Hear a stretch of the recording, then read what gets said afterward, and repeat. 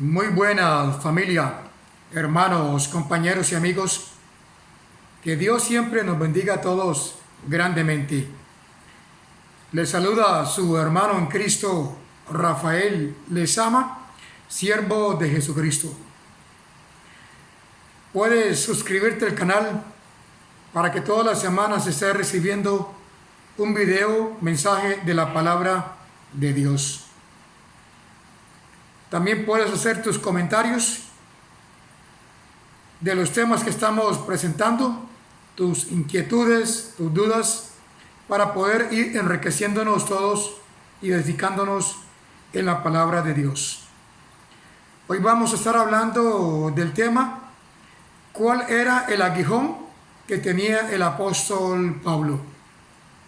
Y vamos a leer lo que nos dice las Escrituras en la segunda carta a los Corintios, capítulo 12, versículo 7 en adelante, y dice de esta manera: y para que la grandeza de las revelaciones no me exaltase desmedidamente, me fue dado un aguijón en mi carne, un mensajero de Satanás, que me abofetee para que no me enaltezca sobremanera. Respecto a lo cual 3 veces he rogado al Señor que lo quite de mí, y me ha dicho: bástate mi gracia, porque mi poder se perfecciona en la debilidad. Por tanto, de buena gana me gloriaré más bien en mis debilidades, para que repose sobre mí el poder de Cristo. Por lo cual, por amor a Cristo, me gozo en las debilidades, en afrentas, en necesidades, en persecuciones, en angustias, porque cuando soy débil, entonces soy fuerte. Me he hecho un necio al gloriarme, vosotros me obligasteis a ello. Pues yo debía ser alabado por vosotros, porque en nada he sido menos que aquellos grandes apóstoles, aunque nada soy. Con todo, las señales de apóstol han sido hechas entre vosotros en toda paciencia, por señales, prodigios y milagros. Porque, ¿en qué habéis sido menos que las otras iglesias? Sino en que yo mismo no he sido carga. Perdonadme este agravio. Bendito es el Señor por su palabra que permanece para siempre. Pablo en los capítulos anteriores empieza a explicar y a defender su ministerio y apostolado. Y como en otras cartas, él dice que el llamado que él tuvo no se lo dio carne, sangre, alguna denominación, algún grupo o algún hombre en particular, sino que Dios mismo lo llamó a él al ministerio. Y entonces hace una defensa de su apostolado y de su ministerio. Porque recordemos, hermanos, que en la iglesia de Corinto algunos decían que eran de Apolos, otros de Cefas, en este caso Cefas es Pedro, otro de Pablo y otro de Cristo. Entonces él empieza a decir, como él fundó esta iglesia en el poder del Espíritu Santo, que él también tiene méritos, por así decirlo, de parte de Dios, que tiene recursos y que tiene el testimonio de Jesús, porque él mismo lo llamó. Y que la iglesia que él fundó en el poder de Cristo no es diferente a las otras que los diferentes apóstoles han fundado también. Es por eso que él empieza a dar todas esas explicaciones. Y en el versículo 1 del capítulo 12, él empieza a decir que él conoce a un hombre que sin el cuerpo, o que si fuera el cuerpo no lo saben, pero que fue arrebatado hasta el tercer cielo y que fue llevado al paraíso, donde escuchó palabras inefables que al hombre no le es dado expresar. Entonces él empieza a decir todas estas revelaciones que él había recibido de Dios. Y es que, hermanos y hermanas, amigos y amigas,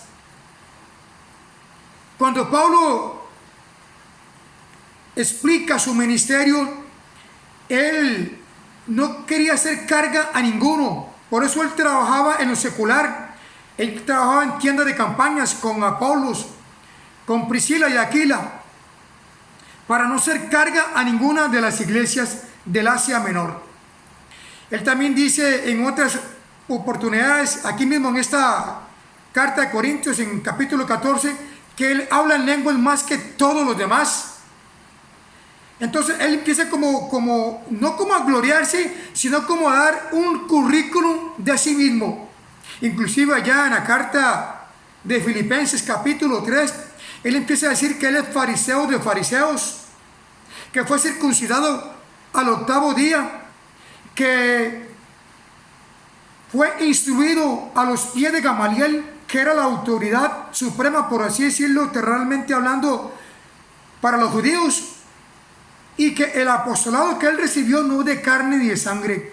Él empieza a dar su pedigrí, llamémoslo así, hermano, de dónde él venía, porque los demás tuvieran claro de dónde Dios lo sacó y a dónde Dios lo tiene en este momento, y que él, por así decirlo, su ministerio lo recibió directamente de Cristo Jesús, y que no fue inmediatamente a ningún apóstol, a ninguno de los profetas de ese momento, que no fue el Sanedrín, para que lo capacitaran, para que lo instruyeran, como si al principio lo hizo con Gamaliel. Entonces, que lo que él recibió fue directamente de Cristo, que él inclusive tenía 2 ciudadanías, la israelita y la romana. O sea, era un hombre bastante letrado, con bastante conocimiento, pero él dice ya en capítulo 3 de Filipenses que todo esto lo tiene por basura para ganar a Jesucristo y ser hallado en él por la justicia de Cristo y no su propia justicia. Pero entonces vamos a hablar a grandes rasgos los posibles, por así decirlo, puntos de vista de cuál era el aguijón de Pablo. Algunos dicen entonces, en primer lugar, que el aguijón de Pablo consistía en que su conciencia le atormentaba, su conciencia le hablaba muy fuerte, porque en un principio, hermanos, Pablo, antes de ser cristiano y ser llamado por Dios, él andaba persiguiendo a la iglesia. Esto vamos a leerlo en el capítulo 8 del libro de los Hechos. Usted puede corroborar conmigo todo esto, hermanos. Hechos capítulo 8, capítulo 7, versículo 59. Dice así: y apedreaban a Esteban mientras él invocaba y decía: Señor Jesús, recibe mi espíritu. Y puesto de rodillas clamó a gran voz: Señor, no le tomes en cuenta este pecado. Y habiendo dicho esto, durmió. Capítulo 8, versículo 1. Y Saulo, que en este caso es el mismo Pablo, pero aún no se le había cambiado el nombre hasta el capítulo 9 de Hechos. Y Saulo consentía en su muerte. ¿En cuál muerte? En la de Esteban, que lo estaban apedreando. Este fue, por así decirlo, el primer mártir de la iglesia primitiva. En aquel día hubo una gran persecución contra la iglesia que estaba en Jerusalén, y todos fueron esparcidos por las tierras de Judea y de Samaria, salvo los apóstoles. Y los hombres piadosos llevaron a enterrar a Esteban e hicieron gran llanto sobre él. Y Saulo asolaba la iglesia, y entrando casa por casa arrastraba a hombres y a mujeres y los entregaba en la cárcel. Este era Pablo antes de convertirse a Cristo. Era un hombre que perseguía a la iglesia, a los hombres, a las mujeres, a todas las casas iba para escuchar quién iba detrás del nombre de Jesús, y lo llevaba preso a Jerusalén, y tenía cartas de visto bueno de los sacerdotes para que no se predicara en este nombre. Entonces Pablo realmente fue un hombre tremendo y perseguía a la iglesia, pero dicen muchos que entonces al convertirse Pablo, esa conciencia de lo que él fue antes de llegar a Cristo le atormentaba, lo acusaba y no lo dejaba tranquilo.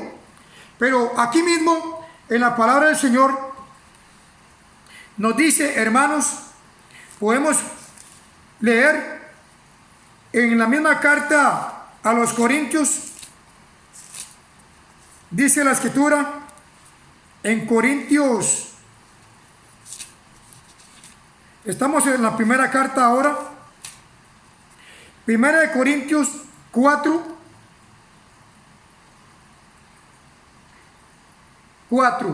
porque aunque de nada tengo mala conciencia, no por eso soy justificado, pero el que me juzga es el Señor. Entonces dice que no tengo mala conciencia, y con esto descartamos que no era el aguijón en la carne de Pablo la conciencia por lo que él había hecho tiempo atrás.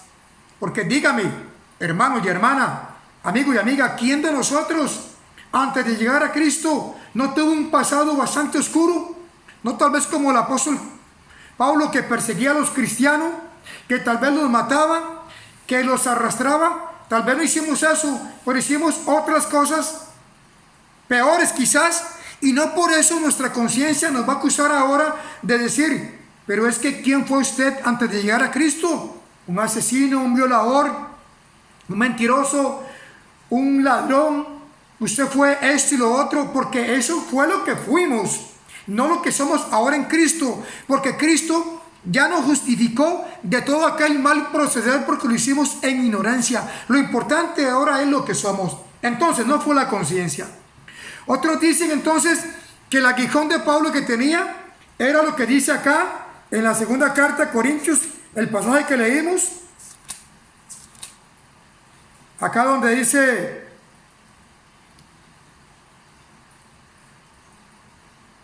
en el 12:10, por lo cual, por amor a Cristo, me gozo en mis debilidades, en afrentas, en necesidades, en persecuciones, en angustias, porque cuando soy débil, entonces soy fuerte. Otros dicen que el aguijón era todas las persecuciones que el mismo Pablo tuvo después de haber reconocido a Cristo como Señor y Salvador, porque el mismo Jesús le dijo a Ananías que fuera a orar por él y que le iba a enseñar al apóstol Pablo cuánto le era necesario padecer por causa del Evangelio. Pero tampoco eso sería el aguijón de Pablo, porque hermanos, cualquier persona que siga a Cristo va a tener oposición, va a tener enfrentamientos, va a tener problemas de diferentes índoles. Hemos visto cómo hombres y mujeres han entregado su vida por el testimonio de Cristo, y allá en Mateo 5 dice: bienaventurados sois cuando por mi causa os vituperen, os persigan y digan toda clase de mal mintiendo contra vosotros. Alegraos y gozaos, porque vuestro galardón es grande en los cielos, porque así persiguieron a los profetas y a los apóstoles que fueron antes de vosotros. Pero entonces, más que todo acá, nos inclinamos, y esta es nuestra posición, hermanos, a creer que el aguijón que el apóstol Pablo tenía fue una enfermedad en sus ojos. Y leemos acá en el libro de los Hechos, capítulo 9, cuando iba camino a Damasco, Pablo, con esa misión de encerrar a los cristianos, que se le apareció Jesús, y vea qué tremendo, hermanos. Hechos capítulo 9, dice así: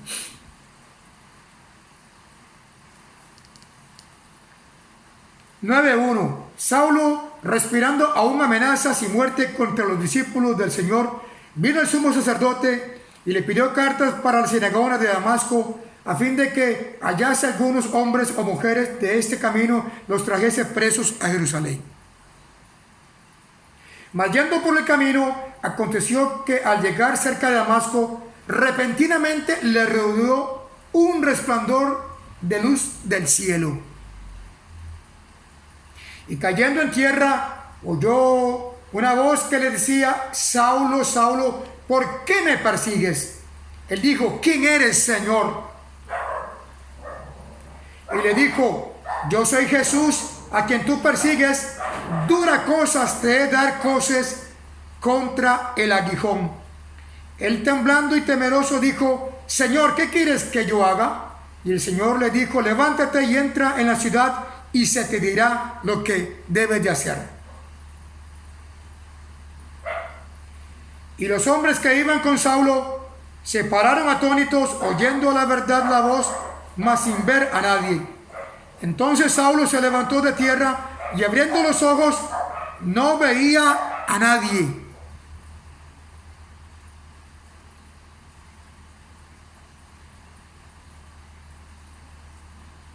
Dice: así que llevándole por la mano le metieron en Damasco, donde estuvo 3 días sin ver, y no comió y no bebió. Pablo, cuando tuvo ese encuentro con Jesucristo, hermanos, dice la escritura que le rodeó esa luz, le fijó en él, y que al levantarse no veía nada, estaba ciego. Es como cuando usted y yo, por ejemplo, vamos por la calle, llamémoslo así, vamos manejando, y que de pronto vemos un carro que nos encandila, que esos reflectores de esos focos nos pegan a los ojos, y que tenemos que apartar la vista porque no podemos ver de frente esa luz.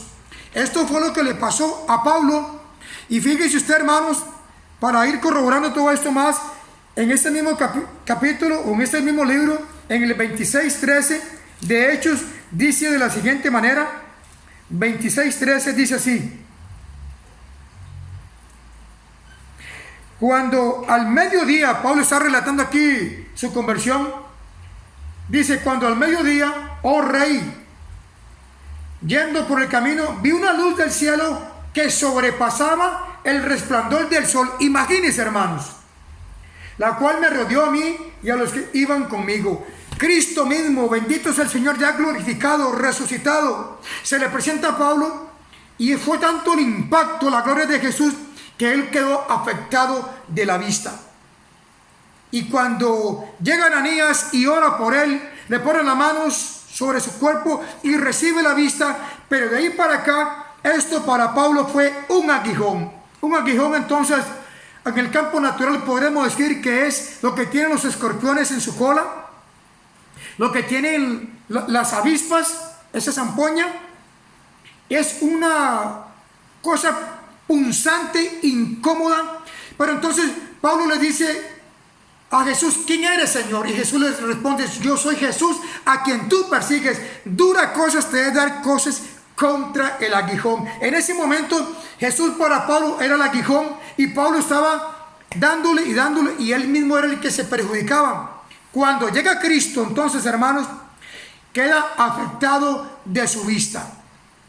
Ya Pablo no podía ver como anteriormente, y eso le recordaba y le hacía dependiente de Jesús, y le hacía recordar el encuentro que tuvo con Jesús camino a Damasco. Y allá en la carta de los Gálatas dice la escritura, hermanos, podemos ir corroborando todo esto.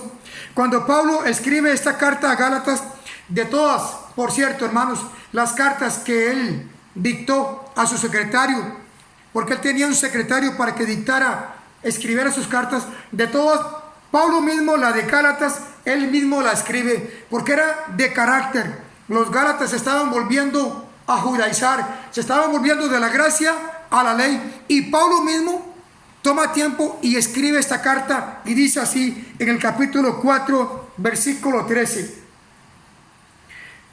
pues vosotros sabéis que a causa de una enfermedad del cuerpo os anuncié el evangelio al principio. Oiga, qué tremendo. 14: y no me despreciasteis ni desechasteis por la prueba que tenía en mi cuerpo, antes me recibisteis como un ángel de Dios, como a Cristo Jesús. Sigue diciendo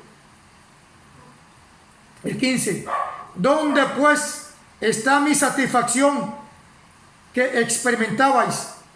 Porque os doy testimonio de que si hubieses podido, os hubiera sacado vuestros propios ojos para dármelos. La iglesia de Galacia estaba consciente, y todos los demás, que Pablo tenía una enfermedad en sus ojos, hermanos. Él no podía ver claramente. Por eso necesitaba de un secretario. Y aquí mismo seguimos leyendo en el capítulo 6, versículo 11 dice: mirad con cuán grandes letras os escribo de mi propia mano. O sea, prácticamente que el apóstol Pablo escribía como en mayúscula. Estaba redactando esta carta para mandárselas a los de Galacia de él mismo, porque él no podía escribir normalmente, sino que tenía afectada su vista. Mas dice la escritura, hermanos, que él le pidió a Dios en 3 oportunidades que le quitara ese aguijón de su carne, y que Dios le dijo: bástate mi gracia, porque mi poder se perfecciona en la debilidad. Este era un aguijón que tenía Pablo, pero entonces lo hacía reconocer que dependía de Dios, hermanos, para que él no se sobresaltara, para que él no se gloriara. Todos en alguna manera podemos tener algún aguijón. Y el mismo pastor Timoteo joven, allá en Primera de Timoteo podemos leer, Primera de Timoteo 5, 23, le dice Pablo a Timoteo: ya no bebas agua, sino usa de un poco de vino por causa de tu estómago y de tus frecuentes enfermedades. Imagínense, Timoteo también era un apóstol, discípulo de Pablo, discípulo de Jesús, por supuesto, pero Pablo fue el que formó a este pastor joven. Y el mismo Timoteo tenía una enfermedad en su estómago, y más de un personaje en la Biblia, hermanos. Entonces, todos de alguna manera podemos tener algún aguijón y estamos lidiando con eso. No podemos decir como dijo el apóstol Pablo: ah, Señor, ya te he pedido. Y el Señor le dijo a Pablo: bástate mi gracia, porque mi poder se perfecciona en tu debilidad. Entonces no podemos decir: bueno, si el apóstol Pablo tuvo un aguijón y Dios permitió que siguiera con esa enfermedad, yo creo que yo con el aguijón que tengo voy a conformarme y ya no le voy a pedir a Dios que me sane, porque una cosa fue Pablo, otra cosa fue Timoteo, otra cosa es usted y yo. Pero si hay algún aguijón en nosotros, hermanos, solamente usted sabe lo que es, y solamente yo. Hay un talón de Aquiles, por así decirlo. No significa que estamos en pecado, no significa que estamos en desobediencia, en rebeldía para con Dios. Pero si Dios ha permitido, es porque Él se quiere perfeccionar en tu vida y en mi vida. Porque la gracia del Señor nos basta y nos sobra para poder depender de Él. Así como Pablo, hermanos, tuvo este aguijón. Entonces no es de extrañar que más de un siervo, más de una sierva, tengamos esos aguijones. Pero sigamos firmes, hermanos, sigamos confiando en el Señor, que aún con esos aguijones que Dios permite en tu vida y en mi vida, podemos ir predicando la palabra del Señor. Y vea qué tremendo. Pablo oraba por más de uno para que Dios lo sanara, y Dios lo sanaba, pero él mismo oraba por sí mismo y le había pedido a Dios y no era sano. Esos son misterios de Dios, hermanos, que no tenemos una respuesta satisfactoria para poder plantearla, explicarla o decirla en este momento. Porque allá dice la escritura en Deuteronomio 29, que las cosas secretas pertenecen a Dios, mas las reveladas son para usted y para mí y para nuestros hijos, y para que las pongamos por obras. Pero hay aguijones en nuestros cuerpos, en nuestras vidas. Eso no es de extrañarnos, pero sigamos firmes y hacia adelante, que como dice la escritura en Filipenses 1:6, estando persuadido de que el que comenzó la buena obra en nuestras vidas, Él mismo la perfeccionará hasta el día de Jesucristo. Bendiciones para todos y buen día.